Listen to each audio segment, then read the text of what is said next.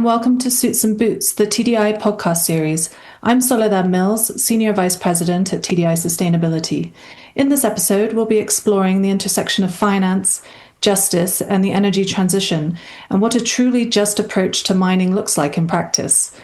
I'm joined today by Ashley Hamilton Claxton, Head of Responsible Investment at Royal London Asset Management. A social scientist by training, Ashley has become a leading voice in the investment community on the just transition, stewardship, and the role of governance in sustainable markets. Together, we'll discuss the role of investors in helping to ensure the transition to net zero is not only fast, but fair, and why justice, accountability, and strong institutions may be the defining ESG issues of our time. Welcome, Ashley. Great to have you here today. Thank you, Sol. So, Ashley, you've described yourself as a social scientist by training who landed in finance by accident. Can you tell us a bit about that journey and how your grounding in social systems influences your approach to capital allocation and stewardship today? Yes, indeed. If you had asked me 20 years ago, 20 years plus, when I finished my master's degree, if I would be working in finance, I probably would have laughed. So definitely landed here by accident. As I said, Canadian by birth. I now live in the UK, and I did a master's degree in political science and a bachelor's degree in political science and sociology, very much grounded in social science. I was really interested in how companies at the time, it was called social responsibility, how they thought about their own responsibilities to society. And I found this was sort of back in the mid-2000s, this idea of corporate social responsibility was quite growing. And I found it really interesting. And what I found really interesting about it when I was studying it was the fact that shareholders of companies sometimes also cared about what companies were doing in the world. And I found that really interesting because I was of the view, or I thought that, surely all the shareholders care about is making money, and why would they care about things like human rights? So I studied that and didn't think you could actually do that for a job, frankly. But through various sort of events, I ended up landing with a small nonprofit in Canada who were helping shareholders in Canada talk to their companies that they invested in, particularly about human rights. And I started looking at the mining sector in particular, but many other sectors. So here I am, I guess, 20 years later. I now work for Royal London Asset Management. We are the asset management arm of Royal London. So we are the largest mutually owned pensions life insurance company in the UK. So mutually owned, which means we're owned by our members. We don't have shareholders. And so we really have the benefit and the fortune to be able to think long term. And we have a very strong social purpose as a business, which really lends itself to being long-term stewards of capital and really thinking deeply about being responsible investors. So yeah, a very interesting journey. I now lead a team of 17 people, and I work in the investment function within Royal London. Fantastic. Funnily enough, I started my career in investor engagement with the Interfaith Centre on Corporate Responsibility. So yeah, I was very interested in how the role of investment can drive change in companies. And ICCR did amazing, as well, still does amazing work, actually. Yes. So I worked with them early in my career and went and visited them in New York. So that's exciting. Great. So from an investor perspective, how do you define a just transition in operational terms beyond net zero and decarbonization targets? And what elements need to be in place for it to be credible and measurable in financial strategies?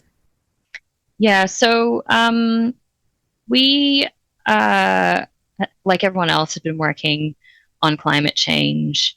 This is kind of going back 2017, 2018, 2019. But we wanted to kind of take a different approach, I guess, and also think about what are the things that people aren't talking about.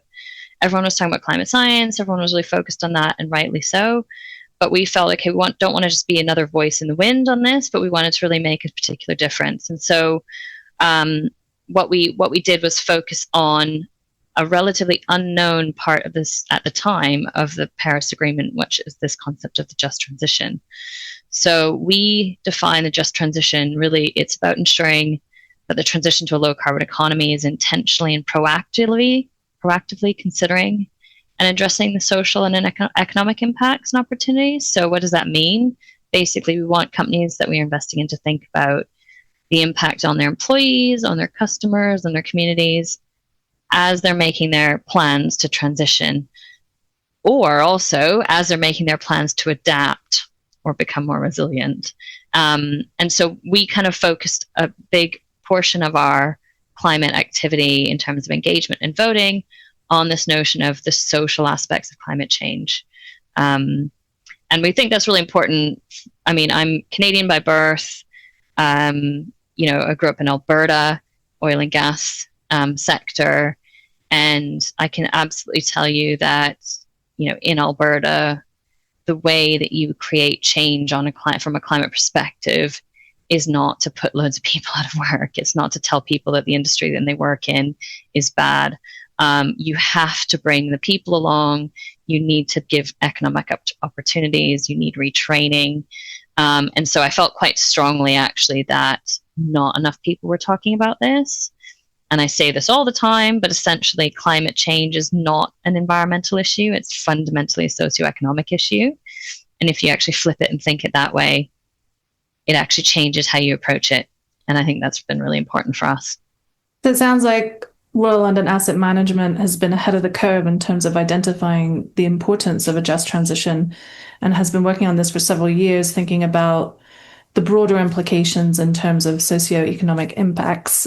How have you actually operationalized this in terms of integrating the just transition principles into investment decision-making through stewardship priorities, voting policies, research, or risk assessment tools? Yeah, so we have taken on some various engagement programs. So we started with a partnership with Friends Provident Foundation and later with Borders to Coast. And we really focused on engagement in some of the high impact sectors. We started with utilities. And what we did was we were asking our utility sectors to create a just transition plan. And we undertook a multi-year engagement with a UK company called SSE. It's a Scottish utility company. And over a period of time, we got SSE to publish the first ever just transition plan, which was very exciting. And that was really having them think deeply about, as they transition the business model, what do they need to think about in terms of the people that can enable that. So that was a real one sort of proof point about how we're embedding it. I think the second thing we've been doing is around voting. So last year, for example, we supported a number of shareholder proposals on the just transition, for example, FedEx, ExxonMobil. And we also integrate the just transition concept into our assessment of companies when we're looking at whether or not we think they can transition to a low carbon economy. So we will undertake a deep dive assessment of our top carbon emitting companies, which also includes mining companies, which is a big part of that as well. And we will do a deep dive assessment onto whether or not we think that they can transition. And part of that assessment includes an assessment on just transition and how they're considering social factors. That then can directly feed into some of our investment decisions. So we will feed back all of that analysis back into our investment teams, and they will take that into account when they're making their investment decisions. And we also run a bunch of equity tilt funds. So they're basically equity funds that will either overweight or underweight investments in companies based on ESG criteria. And one of the factors that those funds will use will be input from my team in terms of whether the company can transition and how they're doing on the just transition in particular. So it influences in a number of different ways, and it depends on the fund that people are invested in within Royal London. But we think it's, again, quite an important aspect of being able to do a rounded assessment of climate. Yeah, that's really impressive that you've been able to get companies in these high impact, hard to decarbonize sectors to think about just transition planning. Obviously, mining is one of those sectors. So how do you translate issues like free, prior and informed consent, land rights, community benefit sharing, and regional transition risks into financially material risks that investors and companies need to incorporate? Yeah, I mean, for mining, I guess what I would say is we don't really need to translate it. I mean, the social issues, the justice and fairness issues are at the absolute heart of financial risk for mining companies. It's a place-based activity. If there are humans in the place where you're digging, you have to consider these factors. So we think things like social factors like community unrest, employee health and safety, it's directly linked to material financial risk. So a mine that gets shut down by an unhappy community, or that has a huge health and safety accident, as we saw in Brazil a number of years ago, has really significant consequences. We've seen this in Panama as well, where mines have been shut down due to disputes with government or local communities. So I do feel really strongly that companies that have transparency over those risks and manage them well are just much more likely to be more resilient over time. They'll be better long-term investors. They'll have less shocks. And it's, we're talking about the mining sector here, right? It's not about being perfect. Mining companies are very challenged. They operate in challenging environments. They have very cyclical business models. There are always challenges. There's always health and safety risks. There's always environmental risks. There's always challenging relationships with communities. So I guess what we look for is, it's not about being perfect. It's about continuous improvement. And it's also about transparency. I think it's a sector that's historically been very secretive, or perceived to be secretive. Perceptions in this industry also are a huge driver of risk. And so building this idea of continuous improvement, transparency, it will ultimately build much more trust in a sector that is genuinely highly untrusted by many people. Yeah, absolutely. I think we've seen transparency and governance as major issues affecting the mining sector. Taking a step back and looking at kind of broader ESG, in a recent article, you described governance and the rule of law as the defining ESG issue of 2026. Why do you see institutional strength and democratic accountability as foundational to sustainable investment? Yeah, I mean, I wrote this article recently, and I guess maybe going back to my roots and where I started my career in politics and sociology. And actually, after one of the jobs I first did at Royal London was corporate governance. I was corporate governance manager for a number of years. And so governance is a little bit like out of the E, S, and the G, environmental, social, and governance. Governance has kind of been the one that's been forgotten about or taken for granted over the last few years, because climate has been such a focus. And I really do think that good governance underpins everything. So, we really feel like a good company that's managing its sustainability risks well, if it has bad governance, it almost undoes all of that good work. So it really underpins stability. It really underpins predictability. And when you think about it from a systemic perspective, having predictable institutions, having legal systems that fairly enforce contracts, that treat all parties fairly, these are really important systemic foundations on which good functioning markets are built. And sustainability absolutely needs this as core foundation. So that's the sort of macro. I guess if you go down to more of the micro level, and if you think about, why good governance matters in the mining sector, they're often dealing directly with governments. They're often in very sensitive regions. Companies that are operating in poor governed jurisdictions do find it very, very difficult. So I do think it is really, really important that democracy and the rule of law underpin this. And it's not something we would have said a few years ago to even actually have to think about it. And I do think we're in a very vulnerable place globally where actually we do need to defend these really basic systems and realize that even though we've taken them for granted for many years, they are fundamental really to what we're trying to achieve. Absolutely. And yes, this issue of what some call climate myopia risks ignoring some of the other social and governance impacts that are fundamental to these high impact sectors.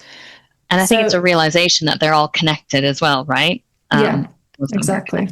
Yeah. And in the context of mining, why are governance frameworks and strong institutions so critical to achieving a just outcome?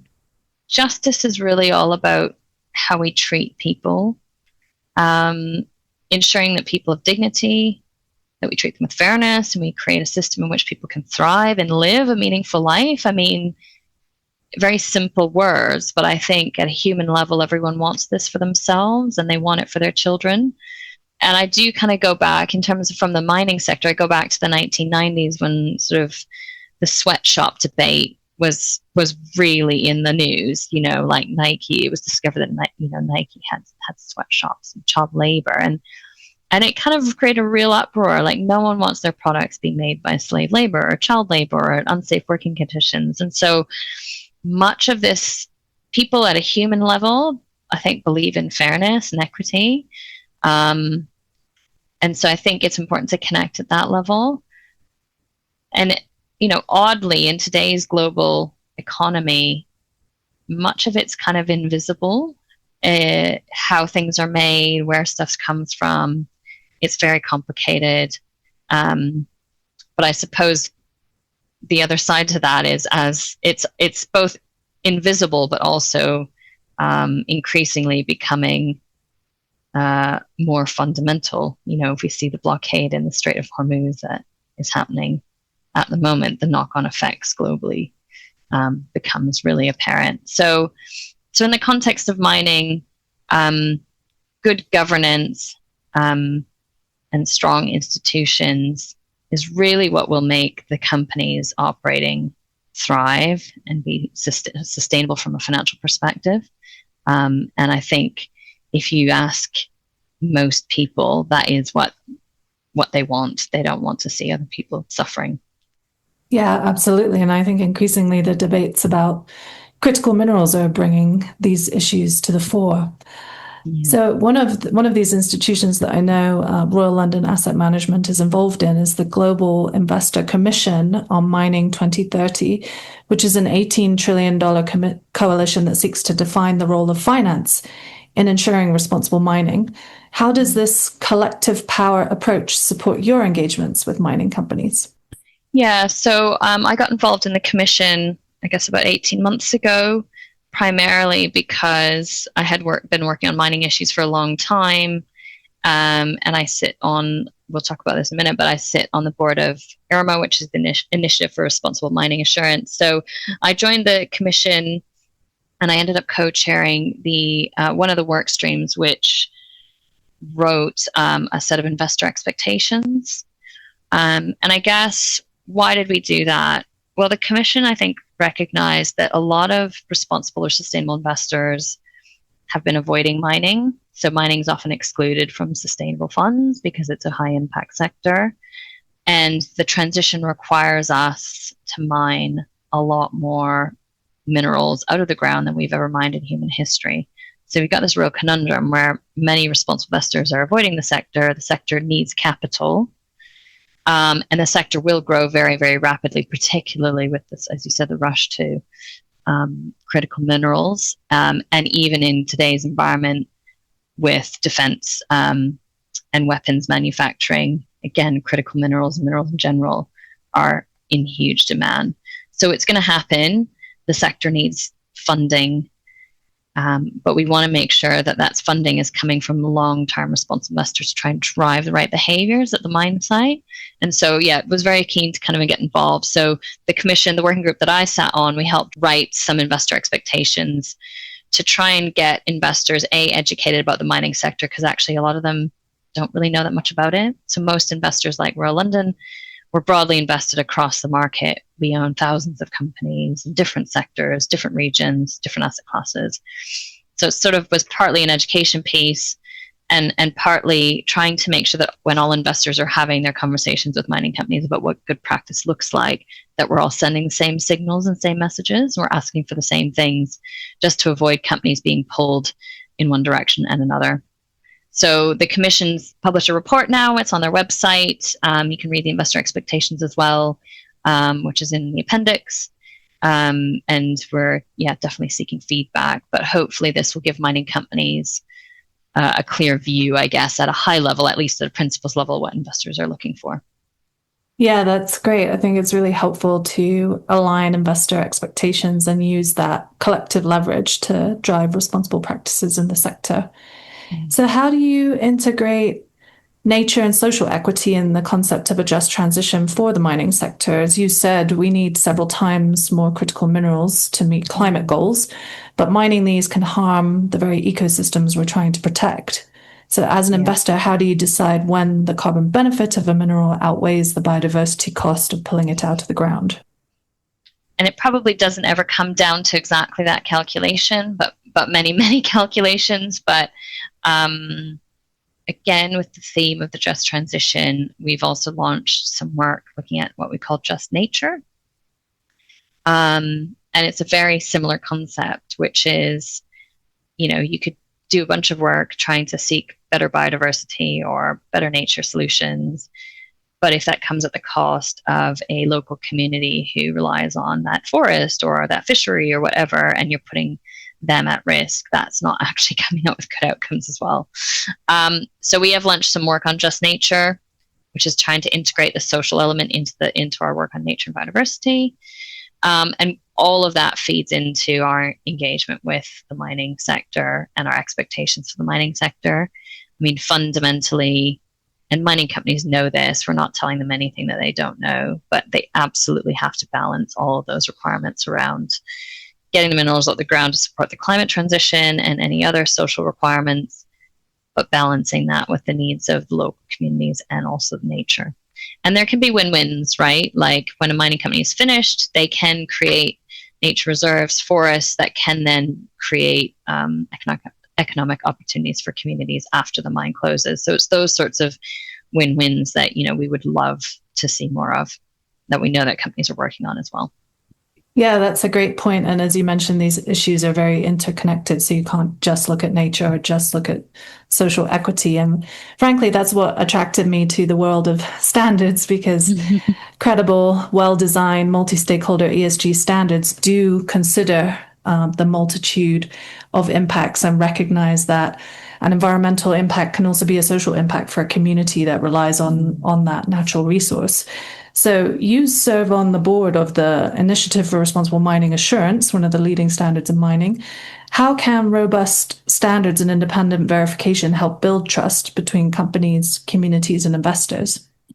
Yeah, so we talked about trust, and I think in the mining sector, it's a highly impacting sector. It's had a challenging history in many jurisdictions. And many local communities can be highly distrustful. Not all of them. Many of them benefit. They're employed by mines and really welcome mines. I had a delegation of Canadian Indigenous communities that came to London last year, and they were actually here seeking more investment in their territory. So it's very multifaceted. But to the extent that mining companies have run into trouble, the issue has always been this lack of trust around what is the company doing, how are they performing, and how do we have the evidence of that? And also, how do we create a system of continuous improvement? So early in my career, when I traveled to Guatemala, we were talking to a mining company in Guatemala, a gold mining company, about human rights impact assessment. And as shareholders of the company at the time, it was really difficult to get any information about what was actually happening on the ground. The company would tell us one thing, communities would tell us something else. There was no basis of common knowledge and understanding, and it created a lot of mistrust, a lot of confusion. So going back to that early part of my career, the role of independent, robust verification, assurance could play a really important role. And so I've joined the board of IRMA, the Initiative for Responsible Mining Assurance, about 3 years ago, one of their first finance industry representatives alongside Jamie Bonham, who's with NEI Investors in Canada. And it was a great opportunity because they'd never had the finance sector on their boards. They'd had mining companies, so it's a multi-stakeholder board. This is really important actually to understand about IRMA, multi-stakeholder board. So they've got mining companies, they've got purchasers, they've got investors now, which is the newest one. They've got communities, they've got labor, and we all equally govern the standard. So we will not make any changes to the standard unless all of the houses, we call them houses or sectors, agree with the change. And this becomes really important to the trust that you talked about. And so IRMA's developed a comprehensive mining assurance standard. It's been in place for 10 years. We have 20 mine sites that have gone through a full audit.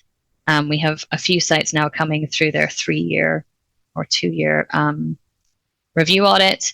And we have significant coverage in terms of the minerals that we cover in the market. So we've got really significant number of mines that involved in lithium that are going through the IRMA system, which is really exciting.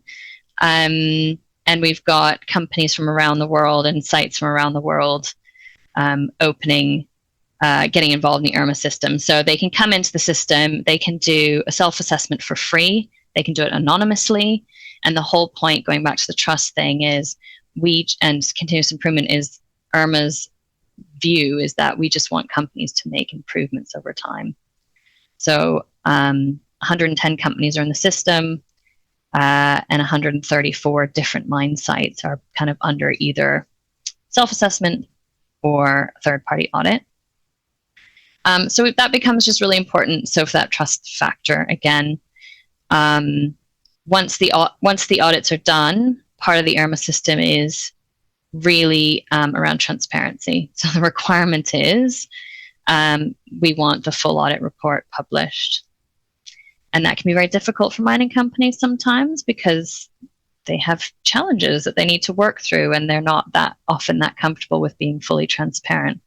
But what I think, in IRMA's view of our theory of change, so to speak, is that transparency starts to create more trust with communities, and it will create more trust with investors. So if we go back to my world, and if I go back to many years in Guatemala, not knowing kind of independently what's happening on the ground makes it very difficult to make an assessment of your risks, whereas an audited mine with an assurance report, you can very clearly see, okay, here are the risks, here's what the company's doing about them, here's what we think we can improve, and it makes for a much better conversation about whether or not you want to put your money there and what the risks are. So I think it's critical. I think it's really important for the sector.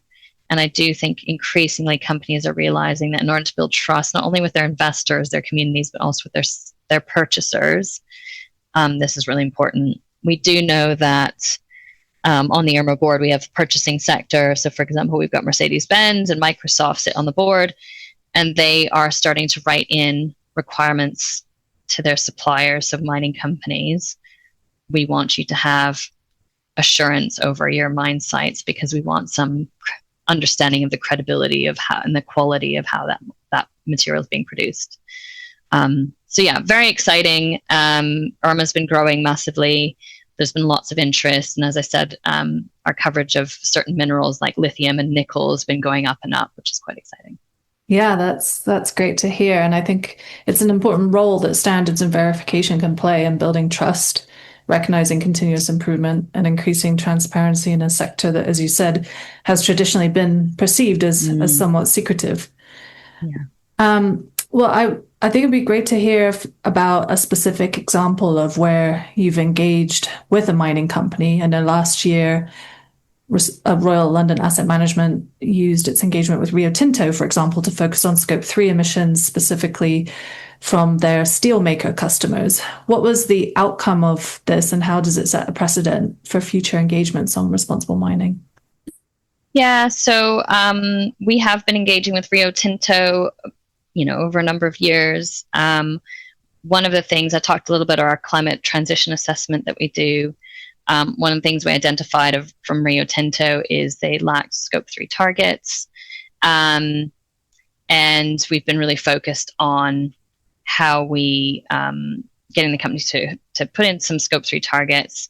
And one of our fund managers also went out to Canada to tour some of their sites and things like that. we've also been engaging kind of separately to the climate agenda with Rio for a number of years, around diversity and sexual harassment that we'd seen in Australia. So, lots of engagement with that company. And again, we're relatively big holders in the UK market for some of these companies. Many of the UK companies, we can meet with management or the board. They're very responsive. And I think we've seen Rio make progress over the years. So, a good example of basically how we're trying. It's never boiled down to just one thing, but it's often a multifaceted conversation, and one that we feed back into the investment teams, who are ultimately going to be the ones that make the decision on whether to buy or sell the shares. Yeah, I don't think people realize that a lot of shareholder engagement happens over the long term through these meetings with management to drive responsible practices. It's not just a shareholder resolution and that's it. Yeah. But there's this ongoing conversation. And I think it's great that you're able to get companies as large as Rio Tinto to establish Scope 3 targets, as well as to look at these other ESG issues. Yeah. Another topic that I know Royal London Asset Management is championing is the circular economy as a key driver of long-term portfolio resilience. And given that the mining industry is traditionally linear, extract, use, discard, how are you using your stewardship stick and engagement strategies to convince mining majors to invest in recycling and other circular practices? It's critical, isn't it? I mean, we talked about the number of we didn't talk about the number, but we have to mine more material than we ever have in human history. And that's not a particularly sustainable position for the world to be in. At the same time, we know there's lots of waste in the system. So recycling, circularity is absolutely critical. One of the investments that we've made in our global equities funds has been a company called Steel Dynamics. It's not a mining company, but it really focuses on recycled steel, and it also uses electric arc furnaces. So the carbon emissions of production are lower.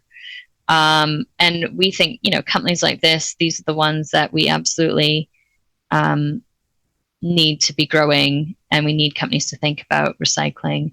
We do know mining companies, and you guys probably know this better than me, frankly, but we do know mining companies are making a huge amount of technological gain in terms of being able to recover ore and minerals out of old sites as well. That's not so much recycling, but at least it's trying not to go as much into greenfield. And then, we've been having conversations with other investors and even internally about urban mining, which is essentially basically recycling, right? How can you go and recover all that waste and actually use those minerals in a responsible way? So it is important, but probably maybe not as well advanced as maybe it should be at this stage. Yes, definitely an emerging issue, and one we're starting to see come into ESG standards as well. Mm. So wrapping up, as demand for transition minerals accelerates, you've mentioned we're going to have to mine more material than we ever have in human history. What systemic reforms in finance, governance, or standard setting do you feel are most urgently needed to ensure we achieve not just a fast transition, but a fair one? So I think the ensuring that this new race to secure critical minerals for net zero or defense is done in a responsible way is really important. So I think we're at this interesting inflection point where you see governments, whether it's the Canadian government, the UK government, the US government, talking about critical minerals. You even saw this last year with the Ukraine and the US talking about a deal around critical minerals. So it's absolutely top of mind. I think this could go one of two ways. It could go with, plundering and huge environmental impacts, huge social impacts, or we can go where, right, let's work with communities like the Indigenous community I was talking about in Canada, who welcome mining into their territory, but want it to be done on their terms in a responsible way. So I think from a systemic reforms, I would say we need probably good policy at this point. I don't know whether we're going to get it, but I think we do need good policy as we rush to mineral development.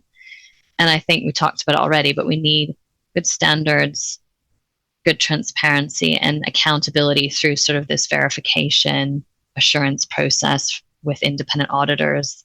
I think if we can do those two things, we'll probably be in a better place. But I think we're at a pretty important inflection point, if I'm honest. Yeah, and interestingly, I just saw that Canada has started a consultation on issuing a Mined in Canada digital credential to allow Canadian minerals to be recognized globally, which is certainly an interesting development. So interesting. Yeah, interesting. I know Irma's been looking at the being able to have sort of the traceability or being able to basically have almost like a claim that you can claim a certain percentage of your mined material has come from an assured mine site under Irma, because we know, for example, downstream, the purchasers, like car companies, want to be able to say, oh, well, 20% of our mine materials come from Irma audited sites. But you need to do that, you need some sort of like stamp similar to the Canadian one, which says, we can give some level of assurance over where it's come from, and then it's been mined to a high standard. So yeah, I think that's going to become more important, a little bit like your fair trade stamp on your coffee or your bananas, right? I think that will help drive behavior. And it is often the purchasers, if I'm honest, who are really seeking that, because they're ultimately the consumer goods companies, which are the ones that have consumer boycotts or investor challenge often. Yeah, exactly. And as you said earlier, people are increasingly wanting to know more about where their products and the materials and minerals that go into those products come from and how they're made. Yeah. So finally, what gives you hope that a genuinely just transition, including just mining, is actually achievable? Yeah, so it's pretty challenging times. But I didn't know about the Canadian stamp, so I am quite heartened by that. We do know that specifically in Canada, many Indigenous communities who are very well organized, who have territorial rights, who have very sort of strong governance, are making demands of the Canadian government around using Irma and making sure that mining happens in a responsible way in Canada. So that fills me with quite a bit of hope. We know that similar things are happening in Australia. We have a representative from an Australian Indigenous community join the Irma board recently. Again, Australia, a huge mining district similar to Canada. So I think it's really challenging times.